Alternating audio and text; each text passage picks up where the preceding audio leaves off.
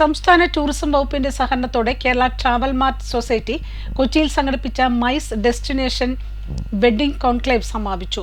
Hotel മുറികളുടെ എണ്ണം വർദ്ധിപ്പിച്ചും branding വിപുലമാക്കിയും അടിസ്ഥാന സൗകര്യങ്ങൾ വർദ്ധിപ്പിച്ചും മൈസ് ഡെസ്റ്റിനേഷൻ വെഡ്ഡിംഗ് മേഖലയിൽ കേരളത്തിന് വലിയ നേട്ടങ്ങൾ ഉണ്ടാക്കാൻ കഴിയുമെന്ന് ഉച്ചകോടി വിലയിരുത്തി. സമാപന സമ്മേളനം ടൂറിസം ഡയറക്ടർ ശിഖ സുരേന്ദ്രൻ ഉദ്ഘാടനം ചെയ്തു.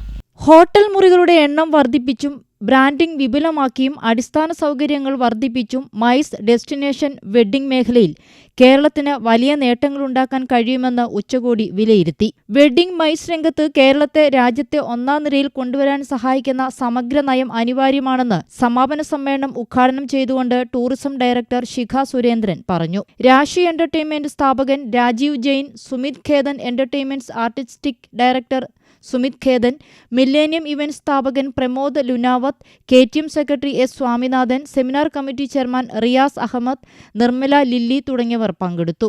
കോൺക്ലേവിൽ ആകെ 6623 ബിസിനസ് കൂടിക്കാഴ്ചകൾ നടന്നു.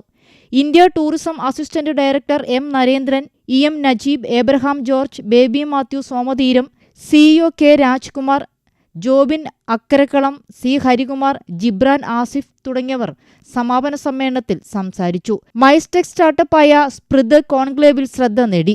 ബയർമാരും സെല്ലർമാരും ഉൾപ്പെടെ 1000-ലധികം പ്രതിനിധികളുടെ താമസം, ബിസിനസ് കൂടിക്കാഴ്ചകൾ, യാത്രാ പരിപാടികൾ തുടങ്ങി തിരികെ വിമാനത്തിൽ കയറുന്നതുവരെയുള്ള എല്ലാ കാര്യങ്ങളും പൂർണ്ണമായും ഓട്ടോമേറ്റ് ചെയ്താണ് സ്പ്രിദ് കയ്യടി നേടിയത്. വിദേശത്തും സ്വദേശത്തുമുള്ള ബയർമാർ രജിസ്റ്റർ ചെയ്യുന്നതു മുതൽ തിരികെ പോകുന്നതുവരെയുള്ള എല്ലാ പ്രവർത്തനങ്ങളും AI അധിഷ്ഠിത മൊബൈൽ ആപ്പിന്റെ സഹായത്തോടെയാണ് സ്പ്രിദ് ഓട്ടോമേറ്റ് ചെയ്തത്.